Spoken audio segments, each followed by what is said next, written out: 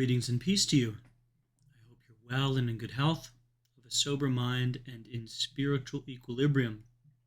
Today we continue Imitation of Mary, chapter 23, God's Mercy. Mary, how I would like to have heard you praise the Lord's mercies as well as his great deeds. What sublime thoughts would then fill my heart? As I review with you the long series of those who from generation to generation have feared the Lord, I find no one who was not overwhelmed by his mercy. If in his anger he strikes sinners and tries them with great chastisements, he does so only after having attempted through blessings to make them come to their senses and turn their affections to him. The ingratitude and infidelity of his people could not dry up the well of his goodness. Instead, with tender paternal love, he continued to throw open to them the treasures of his mercy. He had promised Abraham and his descendants forever that he would send a rescuer, and rather than betray his promises, he tried to find in the fathers reasons for giving their sons the graces of which they had proved unworthy. The rescuer came, and men could not fail to see the immense love God had for them. He had held out his helping hand to all who were unhappy. Sinners, far from being excluded from his blessings, were even the chief object of his zeal.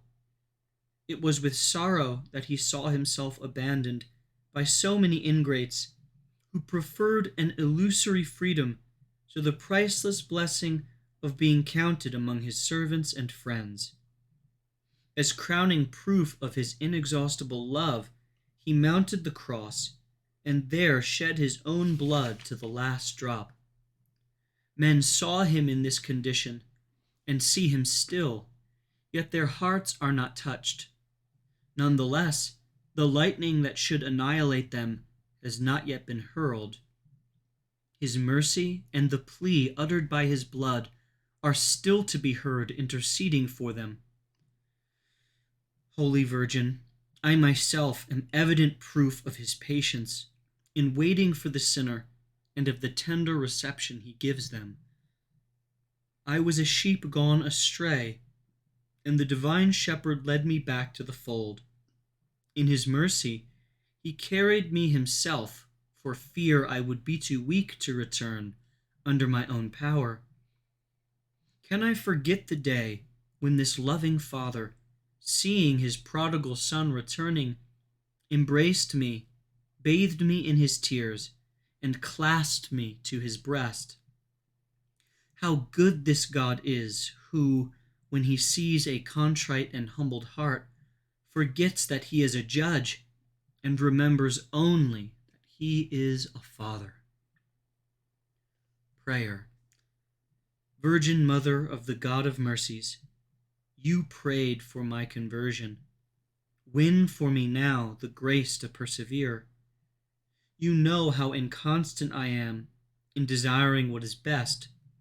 Protect me now, and preserve, strengthen, and perfect in me the new longing for holiness that grace has inspired in me. Your love for me will surely not be less than the confidence I have in you. Shall the enemy of my salvation do more to destroy me than you will do to save me? Most compassionate and lovable of all mothers, be merciful and obtain for me from your Son a lively dissatisfaction with the past, a scrupulous fidelity in my present life, and an unshakable trust for the future. Then I will sing forever in heaven the mercies of the Lord and your goodness. God bless you. God love you. God's peace to you. Pray for me as I pray for you.